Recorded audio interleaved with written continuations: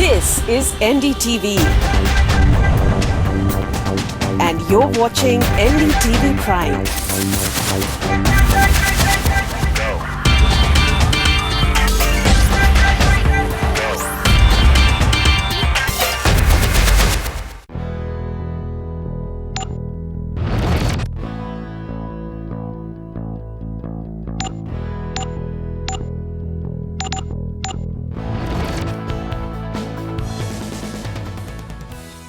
Hello and welcome. You're watching Heads Up, India's only show which helps you make important education and career-related decisions. According to a recent report by the US Department of State's Bureau of Education and Cultural Affairs, 1 out of every 6 international students in the US is an Indian, forming the second largest student population in the US after China. This comes at a time when anti-immigrant sentiments are strong in the US and shows that US still remains the top choice for most Indian students who wish to study abroad. A little while ago, we got the chance to speak with President Purdue University and former Governor Indiana, Mr. Mitchell E. Daniels.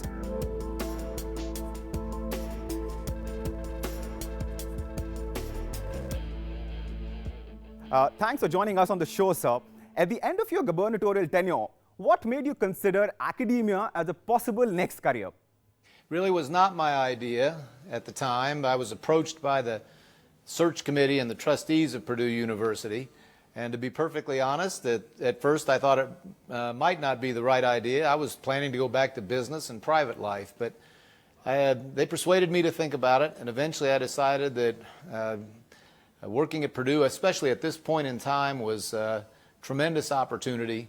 One not to be missed. And now, 4 years later, I'm very, very glad I said yes. It's been a lot of fun. I certainly enjoyed the young people immensely. The focus of your India trip is to promote innovation and entrepreneurship. Looking at Purdue's record, this year alone, 27 startups patented innovations, exceeding the numbers for previous 2 years. Tell us a little bit about what is being done at Purdue to promote entrepreneurship. Yes, I discovered on arrival that Purdue, one of the great technological universities of the world, was, I thought, made it far too difficult for our faculty or our students to take their discoveries, the products of their research, out into the marketplace. So we've simplified all our systems. We have made it very inventor-friendly. We no longer make it difficult for our faculty. We align with them. We help them patent their discoveries if that's their wish. We have now entrepreneurs who come and help them set up their companies, write their business plans, and so forth. So it's no accident that we led the United States in the number of startup companies. We're 15th in the world now in patents. Purdue is Entrepreneur U, and we're constantly trying to get better. Now, you're also scheduled to meet business leaders and academics to discuss new joint projects with research institutions and startups. Tell us about the kind of research partnerships you either already have or want to forge with Indian research institutions and startups. Yes. Well, first of all, a number of the greatest Indian companies are led by Purdue graduates, and we like to come and visit them and let them know how proud we are. Here at LinkedIn, the leader of LinkedIn India is Akshay Kathari, one of our younger graduates. Others lead companies like TVS and Walkhart and Dr. Reddy's Labs. And so we often arrange for some of their finest employees to come and do graduate work, PhD work at Purdue. We ask them if they would host Purdue students on internships, chance for them to see India and learn more about this great country. And we have also have ties with some of this nation's finest research institutions. IIT Madras is one example. So all those, when we come to India, and I've been here now 3 straight years, those are always part of the agenda. Now, it has been 3 years for you, sir, as the president of Purdue University. And of the many things that you have dealt with during your tenure includes tackling the escalation in cost of education. Could you please tell us a little bit more about that? Yes, initially I simply suggested a 1-year hiatus or timeout from tuition increases, but we've now been able to extend it. This is the 4th straight year in which tuition has been unchanged, and we've pledged ourselves to at least one more in the year ahead. In addition, we've reduced the cost of room and board and books. So it's actually less expensive to go to Purdue University today than it was 4 years ago. Meanwhile, we're investing in quality all the time. And our goal is to provide, we always say, the highest proven value in higher education. You know, we have more Indian students at Purdue than any other American university. And last night, I was visiting with a number of their parents, and they kept bringing this up, that they chose Purdue because of its worldwide reputation for excellence, but also for the fact that we have kept our costs at a more affordable level than many of our competitors.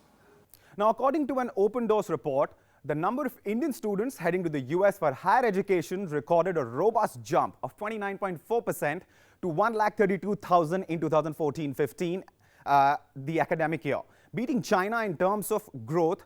Are there any efforts on to bring the cost down for students from outside the US, especially India? Well, first let me say that we have a long history at Purdue University. There's nothing new about this. We've had we have more graduates here in India than in any country on earth except the United States. And 20% of our international students today are Indians. As I have mentioned, we have more Indian students than any other American university. And so we're very conscious about the cost. You know, there are a very few other American universities who have held tuition constant even a year or two, but in their cases it was usually just for domestic or in-state students. And at Purdue, we were very sensitive to the need to freeze tuition, not just for students from our own state, but for all students, including internationals. Now, ranking is the next issue I want to talk to you about. With so many of them around, it could get really confusing for students and parents. Do you think rankings truly represent the value of the output? In this case, the kind of students graduating from a particular university. This is an excellent question. It's very clear and increasingly criticized in the U.S. that many of these rankings that have been around are very unreliable, and that in many cases they're measuring the wrong thing. They're measuring inputs, not outputs, not the results. And so I have always encouraged parents everywhere to be a little careful about them. Now, rankings of a given discipline where experts in a field of science or engineering, for instance, are rating institutions that they know well, you can probably put more faith in those. And so Purdue Engineering is ranked in the top 1, 5, 10, depending which department, routinely. And I think those sorts of ratings probably have more credibility. Now, there are attempts lately to produce improved methodologies. And for instance, the Wall Street Journal recently devised its own, which along the lines of your question, looks much more at outcomes and much more at the results, how graduates do, what they learned. I'm happy to tell you that Purdue University tied with California, Berkeley as the fourth best public university in America in that ranking, so obviously I like that one. Let me also ask you, when Indian students look for options in the US, how should they go about choosing a university over others? Well, it's for every student and their family to decide what's most important, but I know at Purdue, when I visit with Indian parents and students, what they like in our university is our rigor. First of all, we are a tough school. It's hard to get a good grade. And therefore, when a student achieves one, the outside world, employers in particular, know that that student has really learned something. And I hope also that a school like ours offers a range of things around the curriculum, outside the classroom.